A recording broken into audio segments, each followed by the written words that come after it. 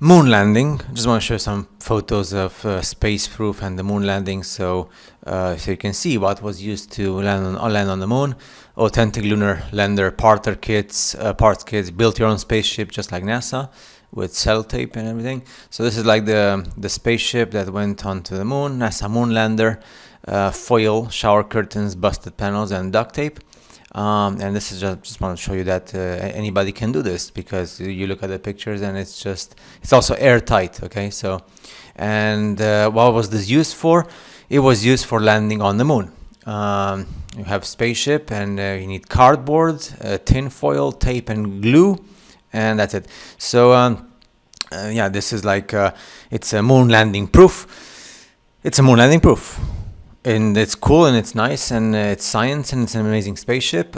Stanley Kubrick directed the moon landings. He met with NASA in 1965. We also had here the NASA advisor, NASA astronaut, sci-fi author Arthur C. Clarke, and also the senior administrator of Apollo project.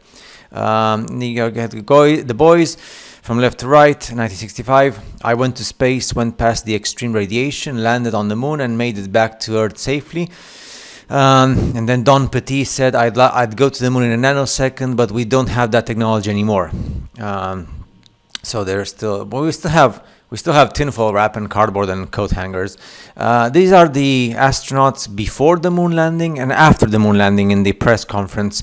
So before going to the moon and then afterwards. And the question is, so these guys just got back from the moon, the greatest scientific achievement ever, and this is how they look like. And these guys just lost a basketball game. So the guys who came back from the moon, they look so sad as the guys that lost the basketball game. Now, this is the first man to climb Mount Everest, as you know, Edmund Hillary.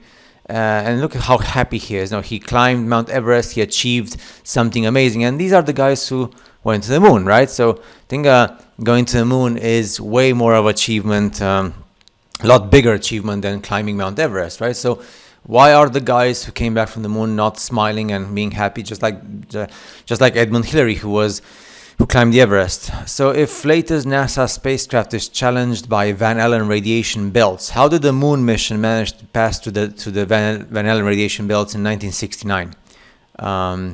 And in order to get past the Van Allen belts, killer electrons and deadly radiation, just close your eyes. That's what he said, Alan Bean, the Apollo 12 astronauts.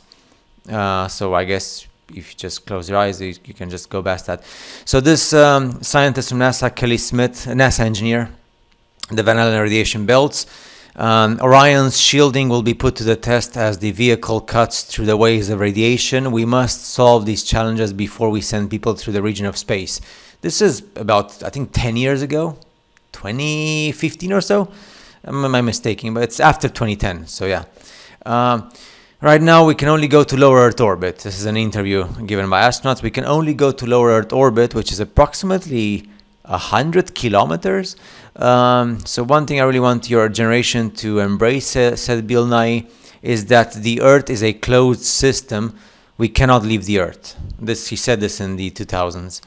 The supposed distance to the moon is 239,000 miles. The Van Allen radiation belt was discovered in 1958 and extends from 620 miles to 3,700 miles.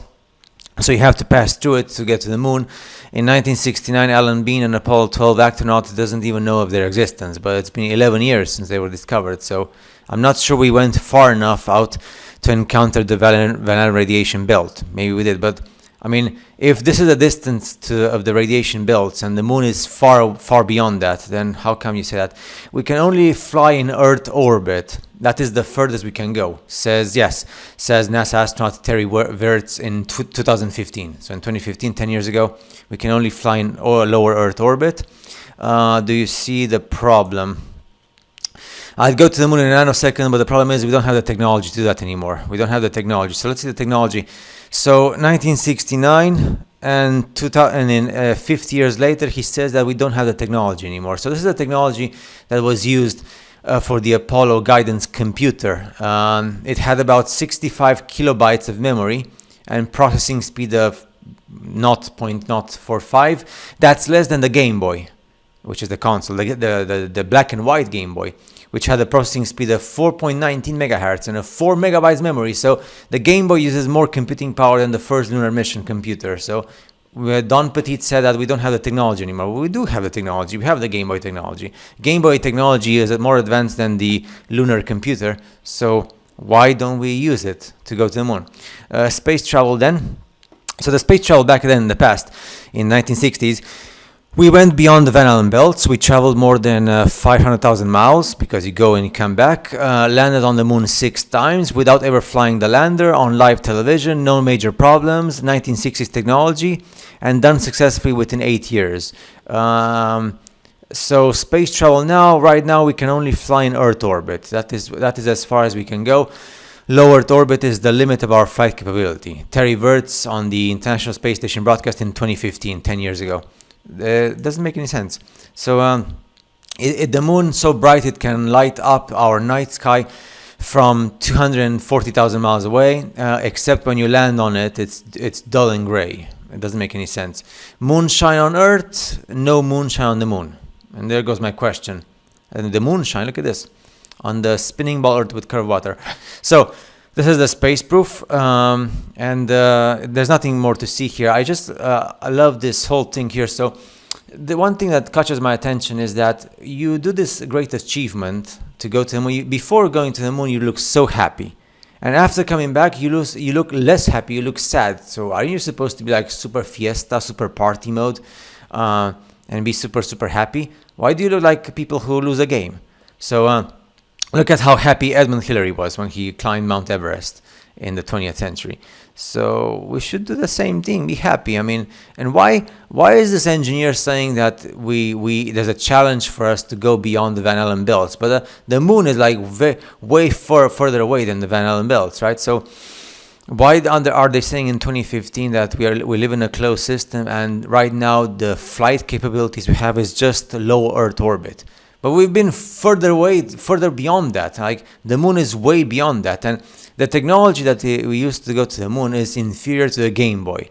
So why do you say, Don Petit, that we don't have the technology anymore? It doesn't make any sense. We have like the Game Boy Advance, we have the Nintendo DS, and we have the Nintendo Switch.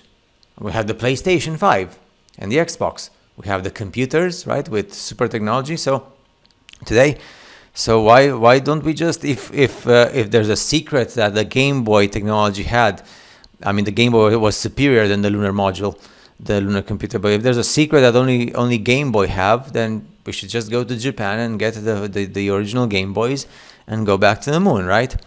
So yeah, I'm just gonna finish the video with how happy the astronauts are when they. Well, this is awesome. How happy the astronauts are when they came back from the moon. It looks, which one is like, that's the, yeah. So why are you so sad? First man to climb Mount Everest and you look so sad. Like, come on. Like you've been to the moon and it's 3 of you. Why the grim faces? Why as if like something bad happened? Doesn't make any sense. See you in the next video.